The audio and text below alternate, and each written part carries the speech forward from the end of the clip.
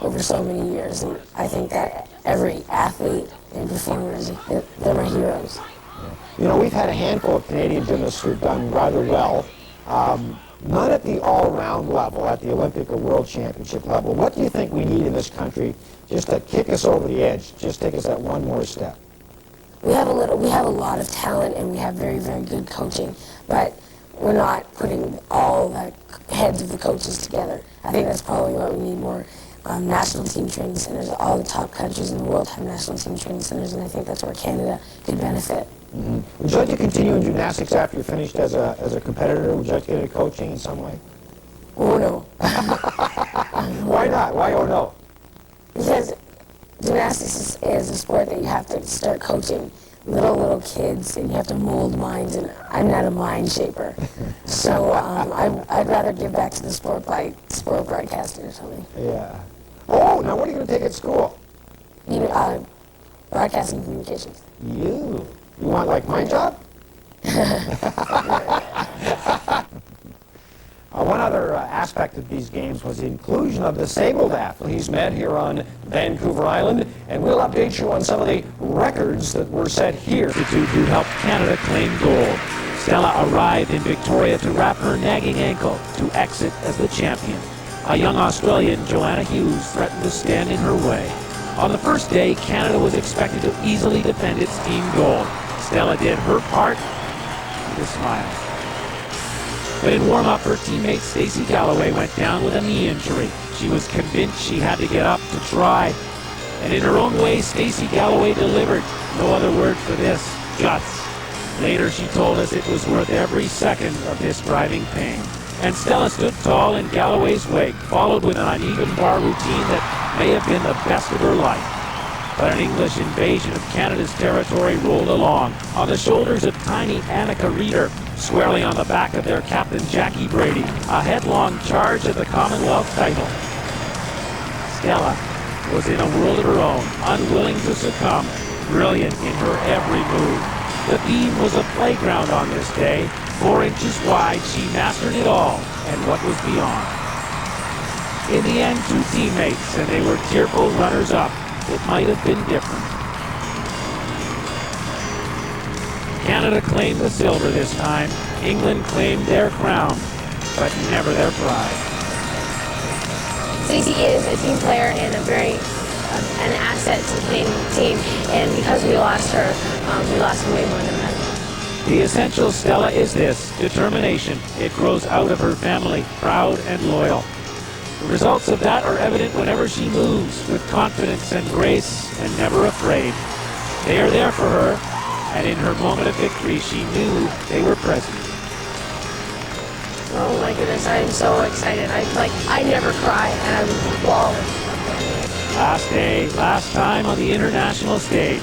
Stella's body hurt, as it always does, but in 4 finals she could let her mind wander to gold. 1 down, 3 to go. Rebecca Stoyle of Australia, an unexpected threat. Her uneven bars were very strong, but her landing was not. The door was open for Stella to walk through to another gold medal, and the Canadian looked every inch the part. The delivery a delight to the crowd. 2 for 2 in the finals, and they knew it was true. But it was not. A judging change reversed the result. Stoyle won. Stella stood second. From there, a change in momentum and a stumble from Stella. How strange. And then a fall, but not from grace, for everyone knew that she was something special, and she'd given everything she had, was allowed to finish in peace. Teammate Lisa Symes brightened this day with a bronze medal to add to Stella's gold and silver, and then our champion said goodbye to a crowd that adored her. Now, gymnastics, this might surprise you, did not appear at the Commonwealth Games until 1978 in Edmonton. The star is sitting right beside me of 1978 Alfie Schlegel. Scott Russell did not compete in 1978. Now, Canada, of course, dominated gymnastics 4 years ago in Auckland, New Zealand. And Scott, the talk here before the game started was that Canada would be in tough here in Victoria. I think they were in tough, Brian, to a certain extent. Not a lot was expected of the men's team in the team event, but they came through with a real effort on the part of their captain, Alan Nole, and they won that gold medal as underdogs, which I think was very important. And then in the women's event, we were expected to cruise to another gold medal, and we didn't because of an injury to Stacey Galloway. But the thing that was so impressive there on the part of the Canadian team was the performance of their captain, Stella Umeh. She proved to be the individual all-around gold medalist and also a great team player, and that was a great way for her to exit. She's also a great interview. She came in here, remember that night to close the show? Let me ask you, Alfie. Stella says she's going off, I think, to UCLA to school. Alan Nole's a veteran. Where does this team go? Does it need to rebuild now? It's a fair question. 2 years before Atlanta, and there's certainly a lot to be done, a lot of work.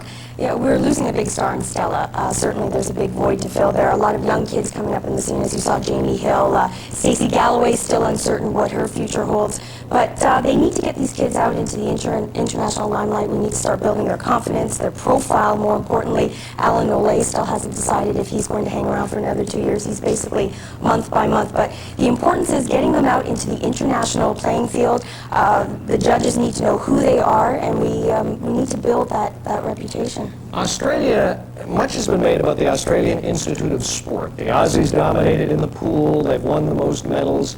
Did you pick up that from gymnastics? Has gymnastics been helped by the Australian Institute of Sport? I think there's no question about that. Zhu Peng, the women's coach, has a great program there. Warwick Forbes on the men's side. They're producing great stars who are going to become international stars. Brennan Dowrick, we called him the Iron Horse and the Pommel Horse, is spectacular. I think he has a chance at the next World Championships to win a medal. Joanna Hughes is a budding star on the women's side. So I think the Australians, they're going to be a force to be reckoned with. Final word is yours. The state of Canadian gymnastics as we leave Victoria and prepare for Atlanta. Well, this was an exciting Commonwealth Games, and as Scott mentioned, a lot of surprises. We expected a little bit more from the women's team, but that's certainly the greatness of sports, the ups and downs and the surprises. But I think Canadian gymnastics is sitting well right now. It's just a matter of getting these kids out for a little bit more experience. We need to certainly build some names, build some more Stellas and Alan Nole's.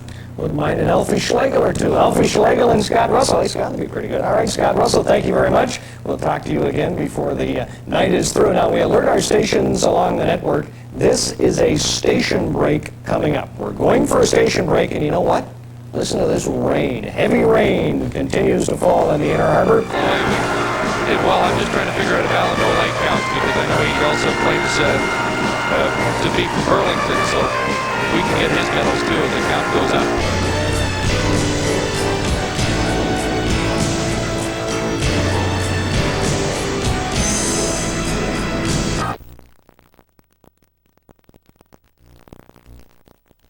Hi, Melissa. Hi. Hi. Hi, Stella. Hi. I was wondering, what are your hobbies and what you do in your spare time? Actually, I like to go out and hang around with my friends, dance clubs, whatnot, but I enjoy sewing. See, I can't draw clothes, but I can make them. Yeah. So I enjoy sewing and just writing poetry and just being free-spirited, stuff like that. Thanks for your call, Melissa. So when do you leave for UCLA then, Stella? I leave on September 9th. And what do you do between now and then? Any particular plans? Well, I don't leave Victoria until the 30th, so I go home, pack, wash, take off. And away you go. Yeah. Well, first, again, congratulations on, a job well done and really an incredible career. And I wish you the very best in the new career you're going to be pursuing. Thanks for coming in. Thank you for having me. You bet. Our pleasure. Bye-bye. Bye-bye. And coming up next on Peach Ream. Sports.